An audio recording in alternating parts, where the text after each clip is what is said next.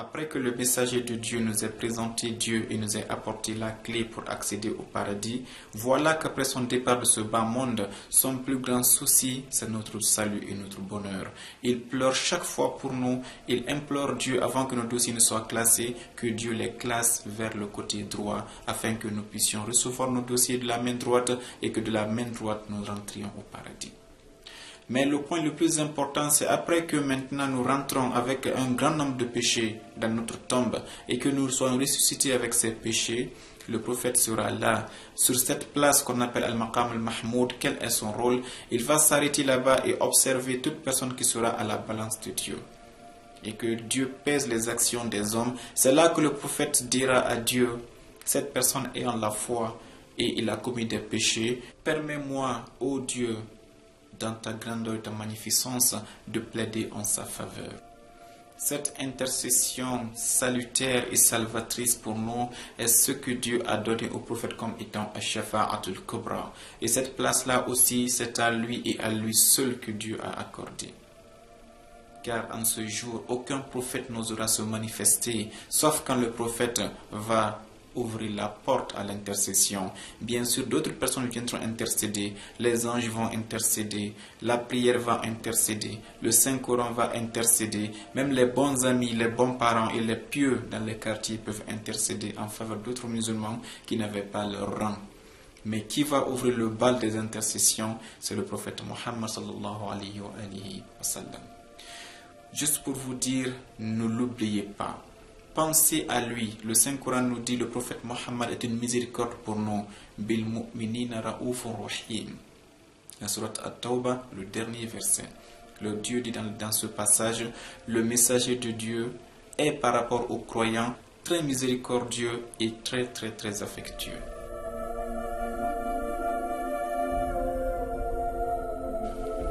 Ceci dit, mes chers frères, mes chères sœurs, il s'avère impératif de mettre un accent particulier sur le point suivant.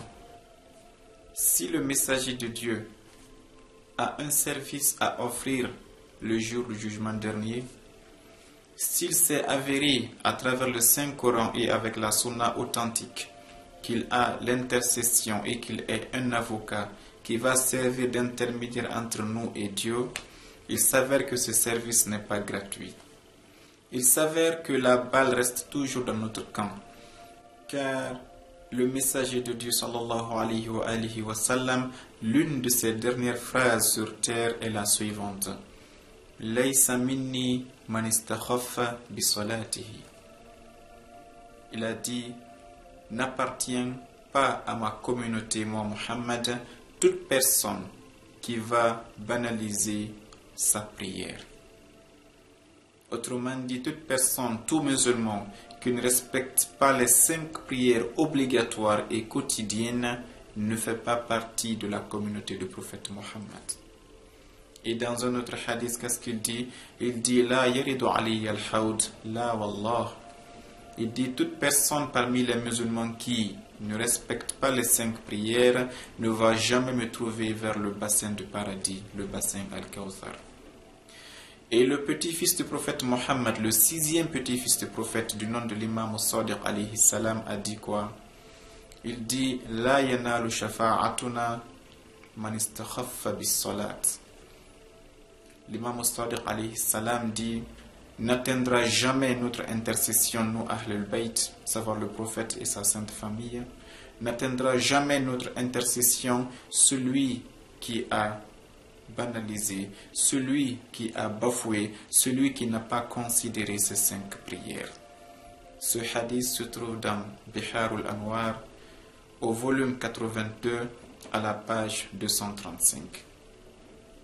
Ceci montre que pour espérer bénéficier de la miséricorde de Dieu, afin d'être sur la liste de ceux qui vont bénéficier de l'intervention et du service d'intercesseur et d'avocat du messager de Dieu, il faudrait au prime abord que durant notre vie, que nous ayons respecté la première condition et la plus fondamentale, à savoir ne jamais rater aucune des 5 prières quotidiennes, et cela de notre puberté jusqu'à notre décès.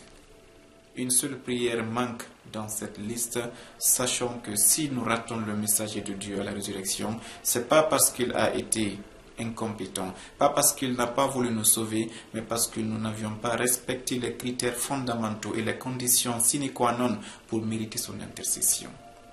Une personne qui respecte les 5 prières, mais qui par inadvertance commettait des péchés, qui a subi, disons, a été victime de Shaitan ou de son âme ou de ses passions, celui-ci, vu que les 5 prières et la foi en Dieu sont complètes, Dieu peut fermer les yeux, entre parenthèses, entre guillemets, et laisser le messager intervenir en sa faveur.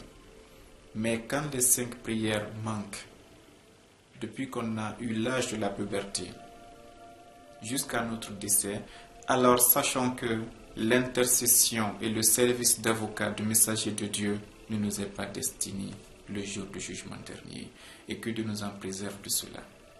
Quelle que soit l'envie et la volonté du messager de Dieu de vouloir vous aider, il sera dans l'incapacité d'obtenir les résultats escomptés, pas parce qu'il a une faiblesse en lui, mais parce que vous n'avez pas respecté les conditions requises. L'exemple est frappant. Allez dans votre chambre et prenez les meilleures piles, les meilleures batteries, mettez-les dans votre télécommande. Allez devant la télé et appuyez sur on pour allumer la télévision. Si la télévision n'est pas branchée à l'électricité, même si les piles sont neuves et que ce sont les meilleures des piles du monde que vous mettez dans la télécommande, vous savez que vous appuyez sur ce bouton jusqu'à la fin du monde, jamais la télé ne va s'allumer. Pourquoi ?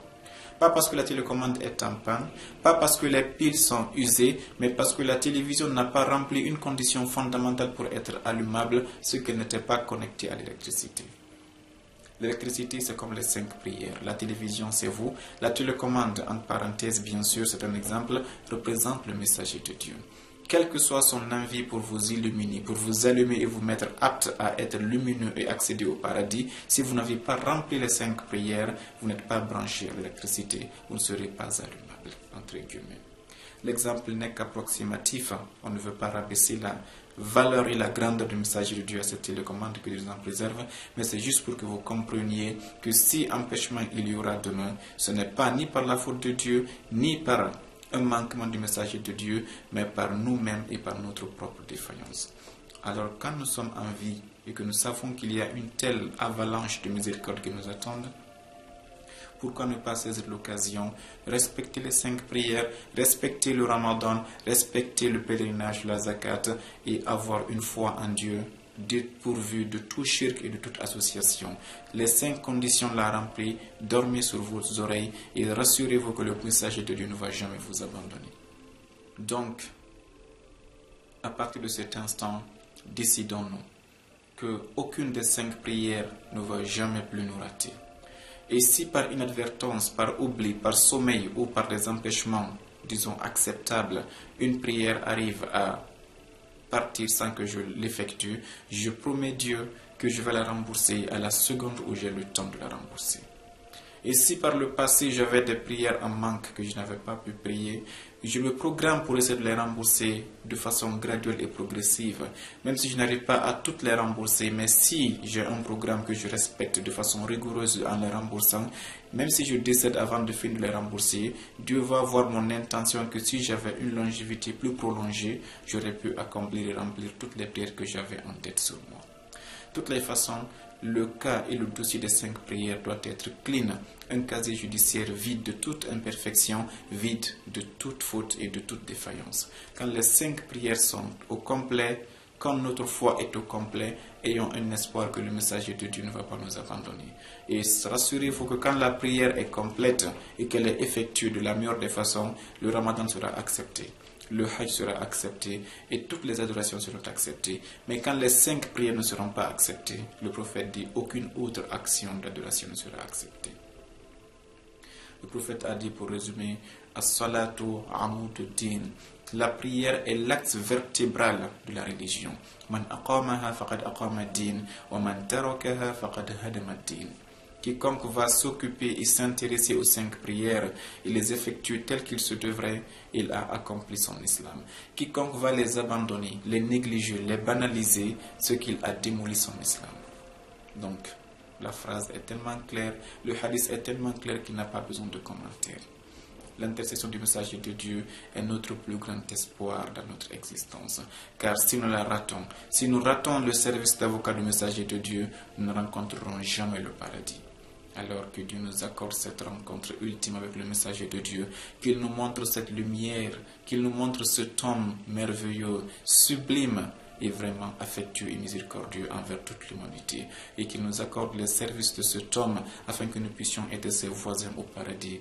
بحق محمد وآل الطاهرين وآخر دعوانا أن الحمد لله رب العالمين والسلام عليكم ورحمة الله تعالى وبركاته.